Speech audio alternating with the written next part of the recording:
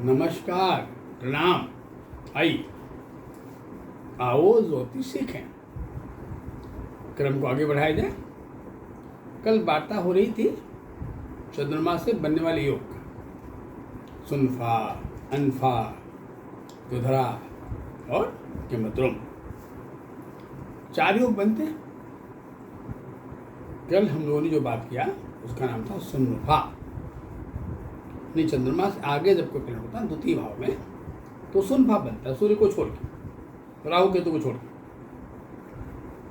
आइए अब बात करते हैं अनफा की कि चंद्रमा से 12वें भाव में पीछे ग्रह का प्रभाव कैसा होता है, इस योग में क्या फल होता है, क्या विश्लेषण होगा उसके बाद।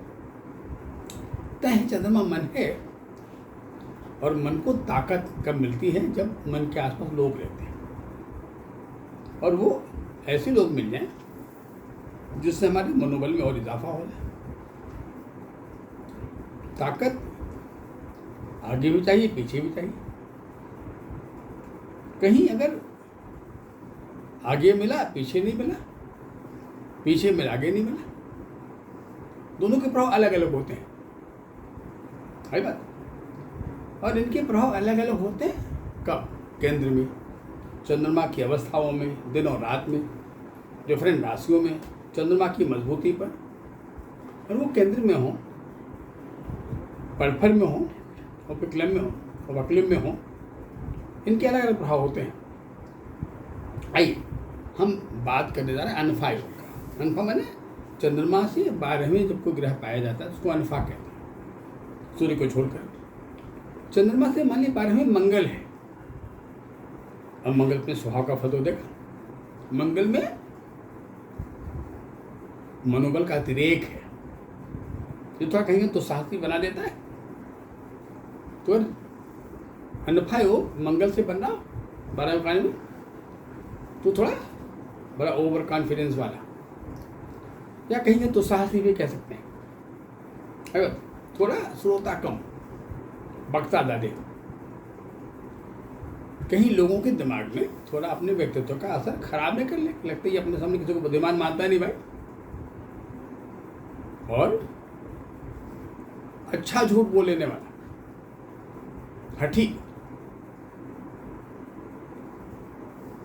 विकास करने वाला लेकिन धैर्यहीन, बड़ा शॉर्टकट रास्ता अपनाने वाला।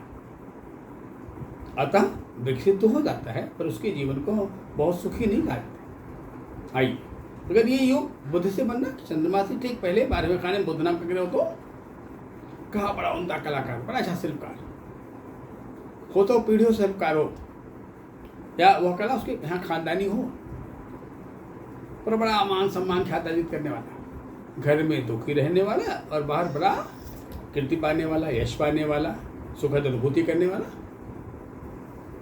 अच्छा कवि, गीतकार, संगीत में रचनाकार, क्रिएटिव, ज्योतिषी, गणितज्ञ।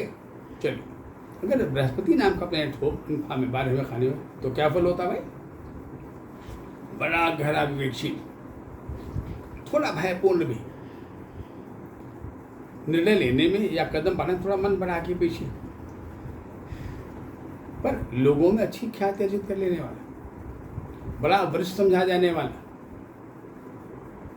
थोड़ा अपनी बातों से, अपनी ओज से लोगों को प्रभावित कर लेने वाला, समूह का आचार्य, गुरु, कुशल शिक्षक, अच्छा अधिवक्ता, वाणी के चातुर्य का धनी। ऐसे पेशे में, ऐसे वृत्ति से इस लोग बहुत आगे बढ़ जाते हैं। आइए, अगर शुक्र नाम का ग्रह हो, उससे अनफा योग बनना हो तो, शुक्र 12वें हो तो कहा बड़ा समझदार, बड़ी मीठी भाषा, मृदुभाषी, अपने वाणी के चातुर्य से लोगों को अपने वश में कर लेने वाला, स्त्री आसक्त, थोड़ा स्त्रियों में ज़्यादा आकर्षित होने वाला, या स्त्रियों को बड़ा प्रभावित कर लेने वाला, अच्छा झूठ बोल लेने वाला, मिथ्या संभाषण करने वाला, मिष्ठान्न प्रेमी, बड़ा मिठाई खाने का शौकीन और खिलाने का भी बड़ा शौकीन, तो लोगों में बड़ा लोकप्रिय हो जाने वाला। पर यही अनफा अगर शनि से बनना हो तो भाई, शनि 12वें खाने में, कहा बड़ा बुद्धिमान लेकिन निरंतर भयग्रस्त रहने वाला, भय से मुक्त होने पाने वाला, निद्रा में जागकर चलने वाला, और शनि के 12वें खाने से थोड़ा परिवार में उसकी अप्रियता बढ़ जाती है। बाहर बहुत समझदार, टैक्टफुल ब्रेन वाला, तकनीकी बुद्धि वाला, बातों को बड़ा तोड़ मटोड़ के प्रस्तुत करने वाला, और अच्छी मशीनों से प्रेम करने वाला, यंत्र विद्या का जानने वाला, पर घर में थोड़ा कटु भाषा का प्रयोग करने वाला, पारिवारिक सामंजस्य को ठीक से न बिठाने पाने वाला, फिर भी कुल मिला जुला के उसका बाहरी जीवन बड़ा सम्मानित कहा जाता है। खैर आगे बढ़िए, ये रही अनफा की बात। अब कहते हैं दुर्धरा नाम का योग कैसा होता है। इसके दोनों तरफ ग्रह हों, आगे भी पीछे भी, पर उन कुंडलियों में जिनमें यह होता है और डिफरेंट जगहों पर होता है, कहीं केंद्र में है, कहीं परफर में है, कहीं उपक्रम में है। अब जैसे मान लीजिए एग्जाम्पल के तौर पे हम एक कुंडली एग्जाम्पल ले लेते हैं, जो हमारे देश के प्रधानमंत्री जी हैं, मोदी जी हैं, आप उनकी कुंडली ले लीजिए। कुंडली का लगन तुला है और राशि वृश्चिक है, चंद्रमा वृश्चिक में बैठा है, मंगल भी वही बैठा है, जो मंसका पर वही बैठा है, पर उस चंद्रमा के आगे पीछे द्वितीय भाव में या द्वादश कोई ग्रह है नहीं। यानी वहाँ इस कुंडली में एक योग आ गया, उसे कहते हैं केमद्रुम। केमद्रुम को खराब कहते हैं, पर ये खराब अच्छा, इसकी धारणाएं अलग अलग होती हैं। थोड़ा एग्जाम्पल के तौर पे एक कुंडली और ले लेते हैं, वो हमारे वर्तमान के जो युवा नेता हैं या जो हमारे विपक्ष के सरगर्म नेता है, नेता विपक्षी दल है, उन्हें राहुल गांधी कहा था। उनकी भी कुंडली तुला लगने की है। वो समर बॉर्न ने जून में पैदा हुए, उनकी राशि धनु है, जन्म पूर्णिमा का है, फुल मून का है, चंद्रमा सूर्य से बड़ा दूर है, तीसरे भाव में है, जिसे हम उपक्रम कहते हैं, उपक्रम कहते हैं, जहाँ 3, 6, 9, 12 यानी तीसरा भाव है। और चंद्रमा धनु में अकेला है, उसके अगल बगल कोई प्लेनेट है नहीं। यहाँ भी केमद्रुम, वहाँ भी केमद्रुम है, पर वहाँ जो केमद्रुम है वो परफर में है, दूसरी भाव में है। यहाँ जो केमद्रुम है वो उपक्रम में तृतीय भाव में है।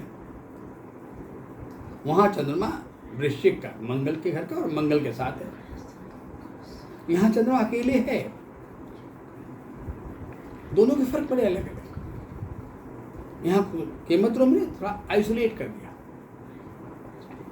ये राहुल गांधी, ये बच्चा जब बड़ा होने लगा, धीरे धीरे किशोर अवस्था से बढ़ने लगा आगे, तो ये केमद्रुम ने उसको बड़ा आइसोलेट कर दिया। उसे देखा जाए तो परिवार के सुखों से वंचित कर दिया। दादी, चाचा, पिता, निरंतर ही होने वाली दुर्घटनाएं निश्चित तौर पे खराब की जाए। एक लंबी उम्र हो गई पर अभी अविवाहित है, विवाह हुआ नहीं, तो ये आइसोलेट कर देता ना, अकेलापन,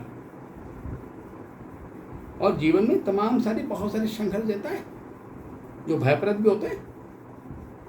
ठीक उसी तरह आप मोदी जी कुंडली ले लीजिए, वहां भी केमद्रुम है, उसका क्या फायदा नुकसान हुआ भाई?